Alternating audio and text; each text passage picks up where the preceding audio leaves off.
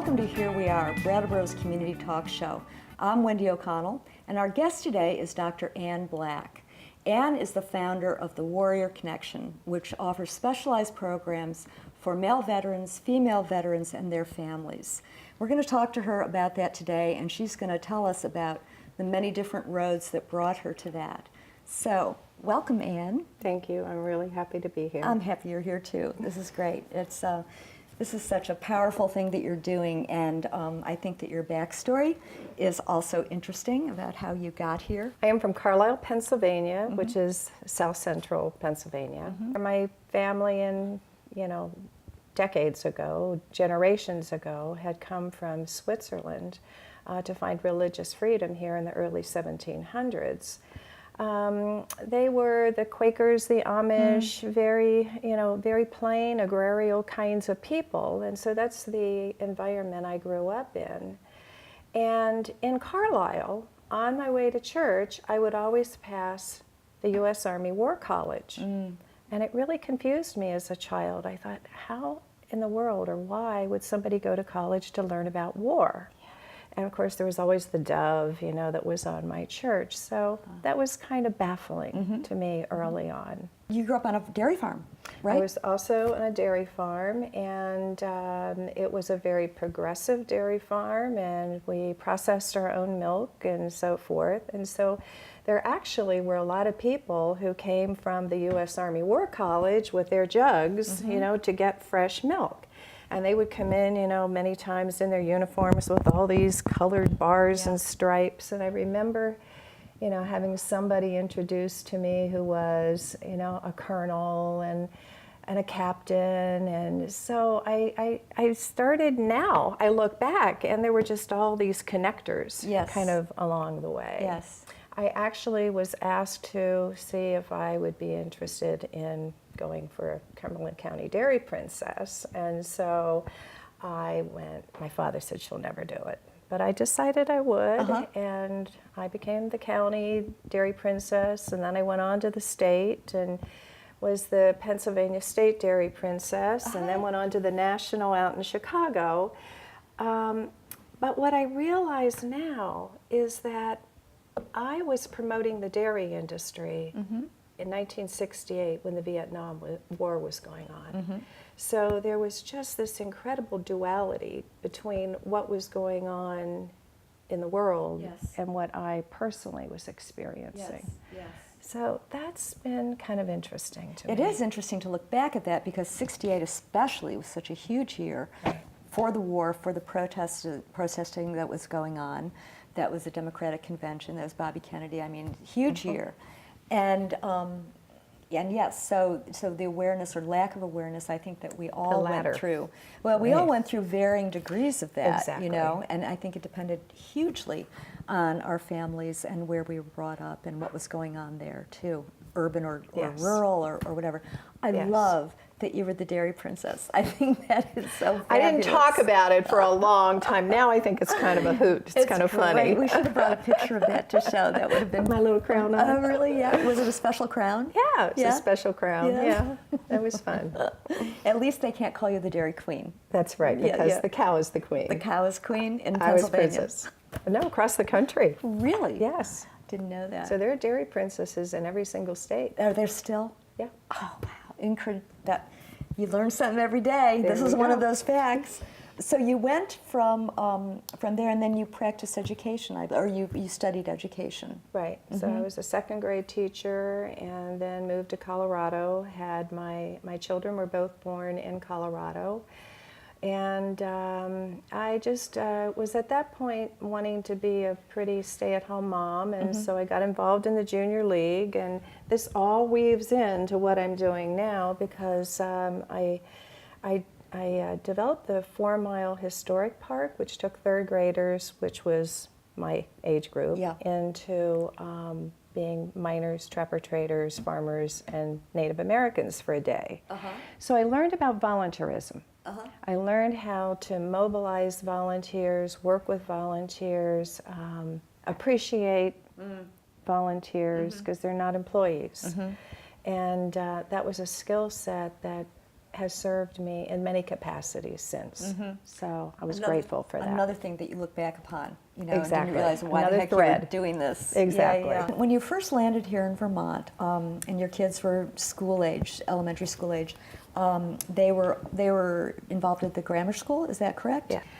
At the time that I arrived, they had something that they called the medieval fair, and it occurred at Christmas time, and it was in conjunction with a medieval feast and music and crafts and that sort of thing. And while I had been in Colorado, right before we came, we had gone to a Renaissance fair, and we had a ball. It was great fun. I mean, it was terrific. And so the seeds from that, you know, were also planted. Yes. And so when I came to the grammar school, somebody asked me if I would be willing to take over the parent fundraiser for the medieval fair. And so I said yes. So I kind of ran it one year, not really with my heart in it, because it was just picking up what somebody else had designed. And right after the first one, I approached the headmaster and I said, you know, I'm seeing something totally different. I'm seeing a Disneyland that gets created, you know, on the grammar school grounds, and for a day, for one day, the children and the child and the parent can just play and be in costume. So that was very, very exciting. And I just love, I think one of the things I'm most passionate about is having a vision, having an idea, and then manifesting it, bringing it into form. And, you know, and then when it can go on without me, I mean, that's the best. That's great. And look at this. It's gone on for how many almost years? 30 years. It's almost 30 years, and it is part of the whole fall foliage festival in Putney. And Exactly. people, it's not just the kids at the grammar school anymore who are involved in it. No, it's a big deal. It's a big deal. It's great to hear beginning stories. You know? Well, I know the first year I went back, somebody said, "Oh, Ann, I wish you had been here like 10 minutes ago." There was a little 6-year-old boy who came up and said, "This is the best day of my whole life." Oh, that's so great. That's wonderful. So it was very sweet. I believe it too. Yeah, people have fun. I did not want to go back to teaching. I just kind of felt this inner stirring that there was something else that was my path and my destiny. And I became very interested in art therapy, and so I went through the New England Art Therapy Institute. And then went out and was in California off and on for a year at the Person-Centered Expressive Therapy Institute, which was Carl Rogers' person-centered work that his daughter, Natalie, put the expressive arts to. So it was very powerful, and it started giving me those tools and those pieces that were another one of the threads that were being woven. Yes, and that was early days for art therapy in the mainstream. In the mainstream, just like yoga, you know, was early days. You know, back then, and so I found myself ordering all of these books because I was very interested in how children grieve because of an early loss that I had had. And there was this filmy little memory. And so I started ordering a lot of books, and Penelope Simpson was ordering some of the same books. And so that was when it was Green Mountain Bookstore. That's right, on High Street. Yep, which is now a brewery. Right? There you go. Yep. And so we connected at the Sunflower Cafe, which is no longer there, and was Max's, and it was just like two magnets coming together. And our background, she came out of a Montessori background, I came out of an educational background, and we were both very interested in childhood grief. And so the Heals work was born, and we started training volunteers to go into the schools and do death crisis intervention and bereavement support. And so then I went and got my PhD in community psychology and thanatology, which is death, dying, and grieving. And thinking it was going to be for the Heals work, and it turned out to be a business. which was comfort baskets, That's right. which we got national distribution through FTD.com across the country. But I love that because I knew I was reaching a lot of people, which is what primary prevention community psychology is all about, to strengthen and support people as soon after a loss as possible. Right. But I missed the one-on-one. Yes. I missed connecting with people. Yeah. And if you could go back just a step and talk a little bit about the HEALS program. So there was the HEALS program, but then it was under the umbrella of the Center for Creative Healing. Right. All right, and so within that, I think our main curriculum that we developed was actually 8 sessions that they went through over an 8-week period to just process their loss. And it was very well received, you know, in the schools, and I loved it. And then we were asked to take that model into a hospital, into the medical. And that was very well received. And then ultimately it was, somebody said, well, what about taking it into the VA hospitals with veterans? And that was foreign to me, very foreign. And I just thought, what do I know about veterans coming out of the background that I've come out of? Why me? But when I realized that many times there's significant loss that impacts trauma, we did a literature review, and I thought, you know, there really may be something here. Penelope and I started again to develop this new curriculum, which was the Warrior's Journey, based a little bit on Joseph Campbell, the HEALS program, a lot of different modalities and teachings came into play. So she needed to move on to something else, and I kept moving forward with it. And all the while, there's just this part of me, it's like, what am I doing? Why am I doing this? You know, what is this all about? And I had put out a very sincere prayer when, after comfort baskets, it's like I really wanted to be guided. I really wanted to know what my life path, my soul purpose was. And so I put out a prayer that was, you know, take me, do with me what you wish. And so when this all started coming up, it was like, really? Are you sure? Really? But I knew I had made that commitment, and I had made that vow. And so I kept moving on it and developed a curriculum, and then it needed to be piloted. And we found 4 very brave veterans who were willing to explore what it was. And what is now 6 days, we tried to squeeze into a weekend, and they said, this is great, but you know, it's way too much, way too much. So we went to 5 days and then 6 days. And this is over the course of, you started this in 2010, is that correct? October of 2010. And of course, the thing that I was so baffled by was, are these, you know, combat veterans going to do expressive arts like my children had done, you know, in school and in the HEALS program? And so I was curious. I was skeptical. And yet what I discovered was, and this is, I think, true for anybody who is suffering, is that when we dwell on the past or the future, you know, the mind is engaged. But those activities and practices that bring us into the moment, and art is one of those, can be very centering, calming, and stilling. And so they took to it. They took to it. I mean, they would be, and we use a talking stick. So that nobody else is talking, so there's no cross-talking, and it starts slowing everything down. But I was very naive, very innocent.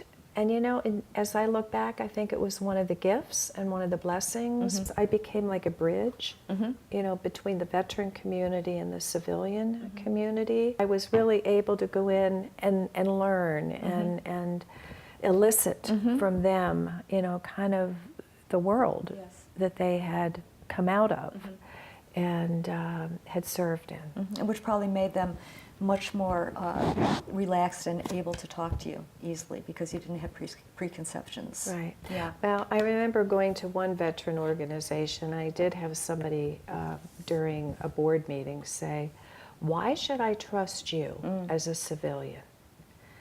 And I remember thinking to myself, "Okay, Anne, get real." And I paused and I said, that's a really good question. And the one thing I know I am able to do is create safety for individuals to stop and be with themselves. And the person leading the group was in the doorway and said, "Bingo." And I went, okay. So, Yeah. and that's what this really is about. It's Right. really creating a safe place where veterans can learn to trust themselves, trust the group, and ultimately trust the process. From something that you wrote, it was about rehabilitating PTSD and breaking the cycle so healing begins and can continue. So you're creating the environment and the tools and the skills and the activities that will Yes. do that. Yes, Yeah, and yes. And I think one of the things that really draws veterans to this program is, number one, there's need, and they're not sleeping, and they're having flashbacks, and their lives inside their skin, they're uncomfortable. And one of the things that I like to talk to them about is that there is a place inside of them and inside all of us that's untouched by loss. It's untouched by trauma, it's untouched by diagnosis, it's untouched by anything painful that has ever happened to us. And then I'll ask them, do you know what that place is? And some kind of have an inkling, and ultimately I'll say it's your true self, your authentic self, your natural self, your birthright, your soul, whatever works for you. Yeah. And that's the place that we're headed. That's our destination, because in that place there is peace. And there is stillness, and there is connection to what we're all searching for that's as close as our breath, but this gets in the way. There's a lot of static here. Yeah. This might be a good time to talk a little bit about the pathway that you use as a template, and we'll be showing this also as we're talking. Okay. We prepare them for the journey. We spend, a half day of preparation, and then they're actually going back to right before they entered the military, the call, what brought them into the military. I mean, for Vietnam, it may be very different than it is for these more recent conflicts. But, for some it was, their legacy. It was their families. Right. They generation after generation. That's what you do. For some, it could be they had no clue what they wanted to do, or they were floundering and they needed some direction in their life. And for others, they wanted a way to get their education paid. Right. So we go through the call, and it's a whole process of getting still and breath work, and there are some silly kind of things that are kind of thrown in to lighten it up a bit. And not silly, ha-ha, but light, creative things. And then they do a drawing. There's a guided introspection, and they do a drawing, and then if that drawing could speak, they write it into their journal, and that's all preparation to bring what is in the unconscious up to conscious awareness for them to be able to share it. So that's the call. The second one is initiation, when they went through basic training or boot camp. The third one is the loss of innocence. And then it's death-related losses, and each of these has a different medium that they use. And then it's the inner resources that got them through. The fifth station, station 3 is 2 parts. The fifth station is the return, when they left, in country and they returned here. And then that completes the military section of those strategic points. And then it's forgiveness, and that's the only one that's totally private. Okay, and that's forgiving others and also forgiving oneself. And then it's reclaiming lost parts of oneself, new insights and resources, so ultimately they're able to tell a healed story, both of their military sojourn and then also going through this inner journey. And what I've come to realize is they many times use the same qualities and attributes that they used in combat internally. They were an external warrior, now they're an inner warrior. Interesting. So it's that courage, that determination, Yes. that I will not quit. I will do whatever it takes. And also the commitment to the person on their left and the person on their right. And in May of 2013, they each pick their own tribe name. At the end of the retreat, they announce it. In 2013, there was a group, and their tribe name was No Soul Left Behind, which I thought was great. pretty amazing. Yeah, that's fabulous. Yeah. So that's the journey that they go on. It gives them an opportunity to ventilate and release and let go of so much of what got stuffed and pushed down inside. And I know that the body knows how to heal itself. You get a cut, the body knows how to heal itself. You know, all of these unprocessed experiences and moral injuries that happen, and feelings that were never really felt are pushed down inside. It's like I have this image of a zipper. And it's all pushed in, and once the body and the being knows that it's safe, it wants to offload that. So it will come up in the nightmares and the flashbacks, the intrusive thoughts. The body's trying to get rid of that. And it can be very scary because it's uncomfortable, and so many times medication is introduced. What this work is about is allowing those feelings and unprocessed experiences to come out in the art and then be discussed and have permission to emote in whatever way is right for that individual. And I have been in awe of the vulnerability. I've been in awe of the support, the way they support each other, and when one is brave enough to let this stuff that they, for some, have carried for decades out, it's incredible to witness. I'm blown away. All that, time after time, I would think as well. Yeah. You know, one of the things that impressed me about the chart is that you have arrows going through. The way it comes around, I think, is really beautiful. The military self is with the core self. Yes. Okay? It's like, so the truth of who that person is still with them. Yes. You know, even though Right. they're in the military. And of course, when one is in the military, one takes on the military persona, and there's a depersonalization. But even while that depersonalization is going on, the truth of who that person is, that being, is still in there, witnessing, watching, observing, you know, what's happening.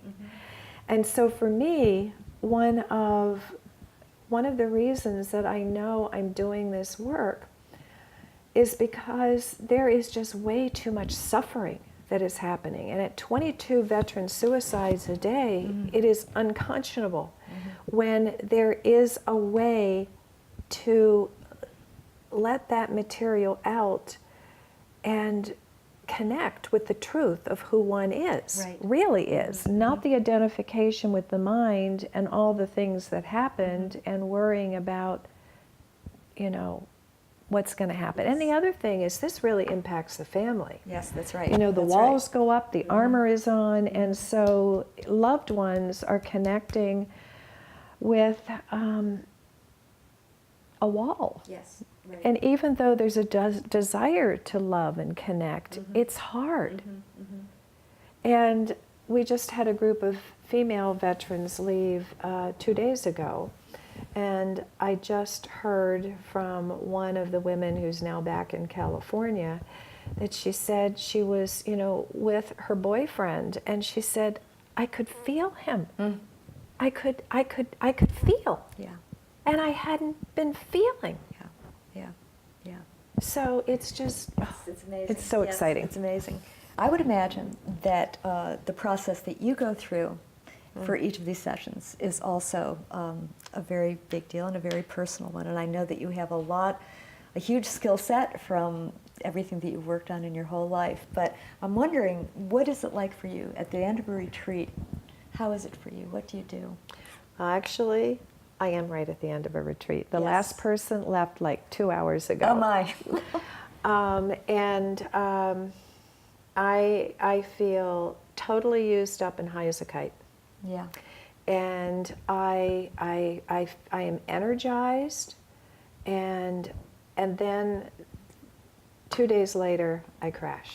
I crash, and I Yes. just really need to rest and take it easy. I mean, this all happens on my property, in my Yes. house, and in the barn. So I smudge everything, and I just kind of reclaim my space. Yeah. Get a little body work. Yeah. As a matter of fact, I had foot reflexology yesterday. Yes.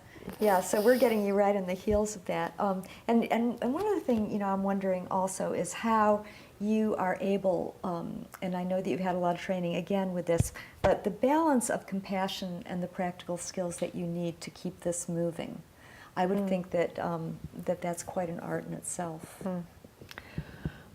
Yes, and the one thing that has served me really, really well, it's a Buddhist practice called Tonglen. And so when I am really feeling, compassionately feeling another's pain, I will actually let it come in, and I send out compassion, peace, whatever it is that person needs. And so it just, there is this breathing in and breathing out that just really prevents it from just me being like a sponge and it just sticking inside of me. So that's been very helpful. And so that's also a flow that happens throughout. And I also teach the veterans that skill as well. It's been wonderful talking to you, and I can't help but feel in our discussion, in our conversation, it seems to me that what you're doing is a template for what could be available for all veterans when they come back into the country. And it seems amazing. I'm sure that there are pieces of this that are out there now, but it seems almost like this should be just part of what it is to be a veteran. I agree. And that was part of the design from the beginning, that this could be replicated and go into other communities. So that's part of the greater vision. And there's another body of work that's coming through me, which is for children of trauma. Yes. And adult children of trauma, 10 points of light. So, it's just, these things, they just kind of keep wanting to be birthed. They're connected, and Thank you. It was lovely. Thank you. It was great to have you on. Thanks, Anne. Thank you. Thanks to all of you also for being with us today and hearing about these great and wonderful ideas. And I also actually want to take just 1 minute and give a big thank you to Aidan Meyer, who has been with our show, with Here We Are, since its beginning last summer. Aidan has been invaluable as a cameraman, and he has been in the studio for just about every single show of Here We Are so far. And he is going off to LA to go to school, and we wish him well, and we wish him many, many happy trails. Thank you, Aidan.